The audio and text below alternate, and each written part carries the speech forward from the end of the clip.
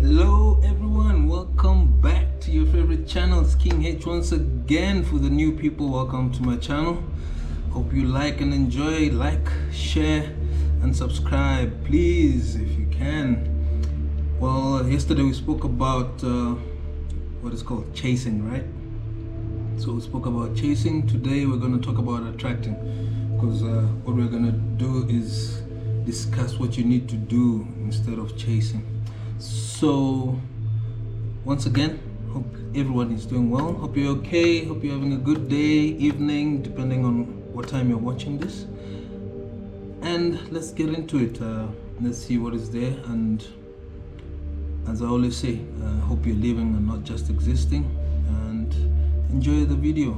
If there's anything you need to know, understand further on, you can always leave a comment or just email me. Well, let's get straight into it. Attracting after the chase, that's what it is, right? Recognizing the exhaustion of the chase is the first thing. You know that feeling when you're running after something, a career milestone, a relationship, or even just a sense of security. And the harder you run, the further away it seems to get. That's because you're operating from a state of lack. I mentioned this from yesterday, so we're picking up from this.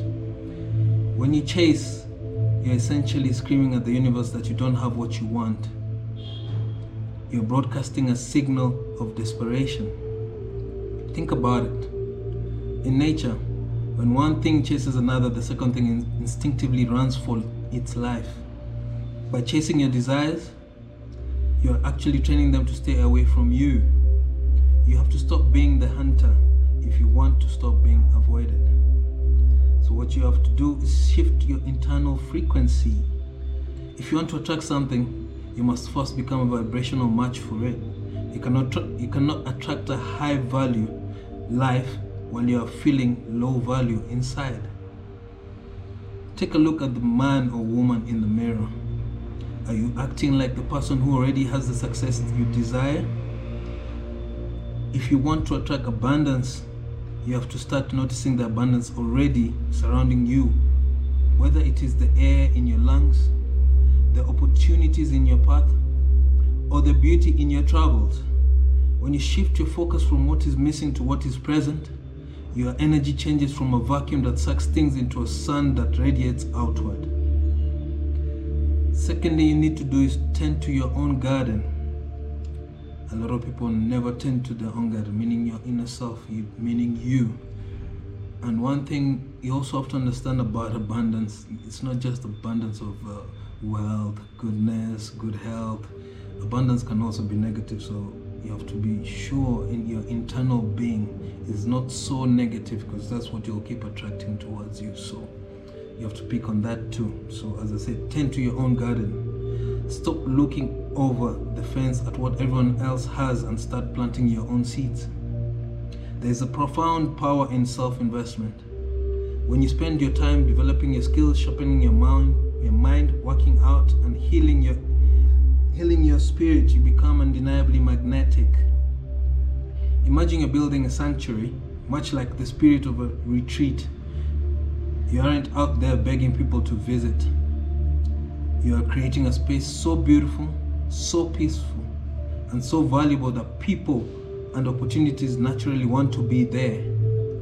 When you focus on your own kinghood or womanhood, the queendom begins to organize itself around you without you having to lift a finger to force it. The third thing you're going to do is master the art of detachment. I mentioned 2 books yesterday about detachment, and one is by Aaron Kerr, the Mastering Detachment, and the other one is The Power of Detachment, and obviously the 25 Laws of Attraction is also part of detachment. So look into those books I mentioned. So it will be like a series. We're following a sequence here so that you understand what you need to do to move forward with what you desire. As I said, now the third one will be to master the art of detachment. One of the biggest mistakes you can make is needing the result. The moment you need it to happen to feel okay, you've lost your power. You must learn to hold your desires with an open palm, not a clenched fist. Have your goals Have your goals, be clear about your vision for your business and your life. But then you have to let go of the how and the when. When you detach, you remove the resistance. You're telling the universe, I've done my part. I know who I am, and I trust that what belongs to me will find me. This isn't passivity. It's the highest form of confidence. The fourth aspect to be creates space for the new. A lot of people don't create space for the new. So you need to learn to create space for the new. So you have to get rid of the old version of you, all the habits need to be discarded. So create space for the new. You cannot attract a new version of your life if you're still clinging to the clutter of the old one. This means you must be willing to let go of mediocre relationships, unfulfilling habits, and safe jobs that no longer serve you. Nature hates a void. When you have the courage to create a vacuum by saying no to things that aren't a hell yes, you create the energetic space for your true desires to rush in. Look at your life right now. Where are you holding on to something small because you're afraid the big thing won't show up? Let it go. Clear the path. Now we have to move on into embodiment. Live the future now. You don't wait for the trip to Japan, Maldives, or anywhere that you prefer, or anywhere that you'd like for you or whatever to feel adventurous. You find the adventure in your daily walk today. You don't wait for the business to hit 6 figures to feel like a leader. You lead your life with discipline right now. This is called embodiment. When you live as if your desires are already your reality. Your brain stops looking for the chase and starts recognizing the arrival. You start noticing doors you never saw before. You start meeting people who are on your level. You stop trying to get and you start simply receiving. Your life is a chronicle of your internal state. If you want the story to change, you have to change the narrator. And the narrator is normally you and whatever you're thinking. Your mindset has to change. And if your mindset doesn't change, you'll stick and you'll stagnate in that same loop over and over. So change your mindset, change your ways, and I'll give you ways to go about it to shift to the magnetic way. So you have to change the narrator. Stop the hunt, build a man or woman. The world will follow your lead. As I said, we're going to work on a concept that will maybe assist you. So I created the 7-day attraction challenge. This is to shift to magnetic, meaning to attract more with ease without putting so much pressure on yourself, without thinking too much of what you need to do. So with time, you get to understand it, and when you work on it, it's all about the action, and it's little steps, as I always say, little steps. As you gradually move towards it, everything will not work out immediately, as everybody seeks instant gratification with everything. So gradual steps, you will get there. So day 1, since it's a 7-day challenge, day 1 will be the fast from wanting. The task would be, today you're forbidden from asking for anything or complaining about what you lack. The goal, to break the habit of focusing on the gap whenever a thought of I need this and that pops up. Immediately replace it with I'm grateful for what I have right now. You're recalibrating your baseline frequency to abundance. You're creating that positive energy inside you. The second day will be the space clearing. The task would be identify one thing in your physical or digital space that represents a past version of you or a settling mindset. Delete the old emails, throw away the clutter, or unfollow accounts that make you feel less than. The goal would be to create a physical vacuum. You're telling the universe you finally have the room for the great because you removed the mediocre. The third day, the king's routine, or the queen's routine, embodiment. The task would be pick one habit that the future you, the one who has already attracted your desires, does every day. Is it waking up earlier? Is it dressing better? Is it speaking with more confidence?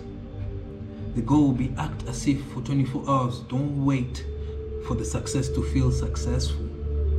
Feel successful to attract the success. You have to be it, embody it. If you want to feel like a millionaire, act like it. Act like you're a millionaire. But don't be, I think many people associate being millionaires being rude. Don't be rude. Kindness won't hurt you. So embody that. If you feel like you need to be in a certain mindset of any kind of way, just embody it. Feel it. You have to feel it. So the third day will be feeling, embodying what you desire. The fourth day is radical presence, and the task will be spend today being hyper present in the now. If you're eating, just eat. If you're walking, feel your feet on the ground. No multitasking, no scrolling while talking to people. Just be present. The goal: chasers live in the future, attractors live in the now. By being present, you become high energy and charismatic to everyone around you.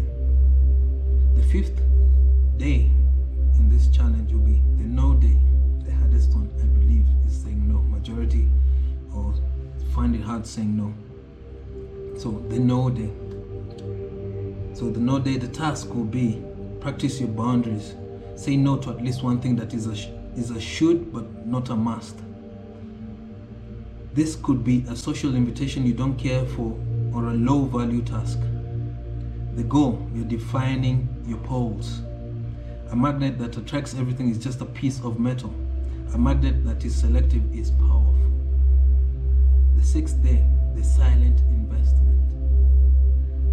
The task will be spend 1 hour working on a skill or a project for the sheer joy of it, without posting about it or seeking validation from anyone else. The goal: this is tending your garden if you have one, and your plants if you have plants. You're building value for you, not for the applause of others. This internal validation is what makes you truly magnetic. The seventh day of this challenge, the task will be write down your biggest desire on a piece of paper. Look at it, acknowledge it, and then literally put it away in a drawer or burn it. Say out loud, I'm ready for this, but I do not need this to be happy. The goal: you're releasing the grip by letting go of the how and when. You're allowing the attraction process to finally complete itself.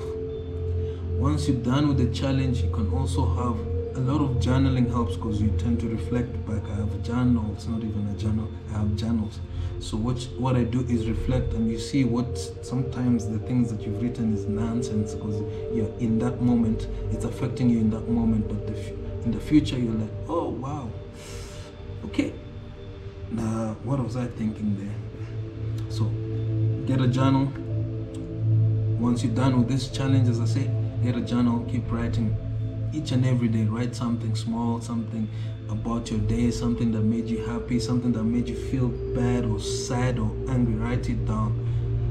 And you don't have to look back now, but you later on, when things have progressed, you can look back and see, okay, did I move forward or am I regressing? So kindly get a journal, do that. As I said, you are releasing the grip by letting go of the how and when. You allow the attraction process to finally complete itself. Now, if you complete these 7 days, your life might not look different on the outside yet, but you will feel different on the inside. And once the person in the mirror changes, the world has no choice but to follow.